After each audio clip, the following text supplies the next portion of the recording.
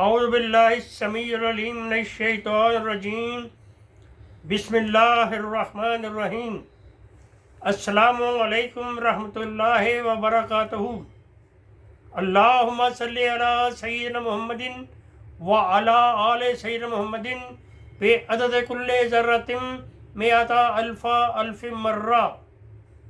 آج قرآن پاک کا دل سورہ یاسین کے حوالہ سے کچھ عرض کر رہا ہوں۔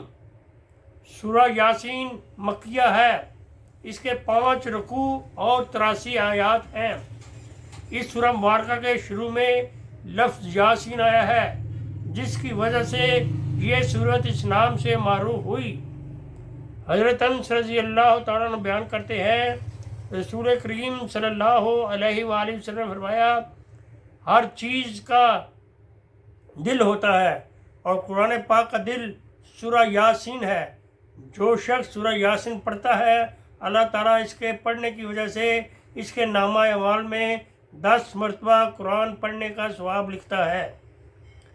حضرت ابو ہریرہ رضی اللہ تعالیٰ عنہ بیان کرتے ہیں، رسول اللہ صلی اللہ علیہ وآلہ وسلم نے فرمایا، اللہ تعالیٰ نے آسمان و زمین کو پیدا کرنے سے 1000 برس پہلے سورہ طٰہٰ اور سورہ یاسین پڑھی۔ جب فرشتوں نے ان 2 سورتوں کو سنا تو کہنے لگے، خوش بختی ہو اس امت کی جس کے لیے یہ صورتیں نازل ہوں گی، خوش بختی ہو ان دلوں کی جو انہیں قبول کریں گے، اور خوش بختی ہو ان زبانوں کی جو انہیں پڑھیں گے۔ حضرت معقل بن یسار سے روایت رضی اللہ تعالیٰ عنہ سے روایت ہے کہ نبی اکرم صلی اللہ علیہ وآلہ وسلم نے فرمایا، جو شخص اللہ کی رضامندی کے لیے سورہ یاسین پڑھے گا، اس کے پہلے گناہ معاف کر دیے جائیں گے، لہذا اس سورہ کو قریب المرگ مریض کے پاس پڑھا کرو۔ حضور صلی اللہ علیہ وآلہ وسلم نے ارشاد فرمایا، جو شخص دن کے شروع میں سورہ یاسین کی تلاوت کرے گا تو اس کی ہر حاجت پوری ہوگی۔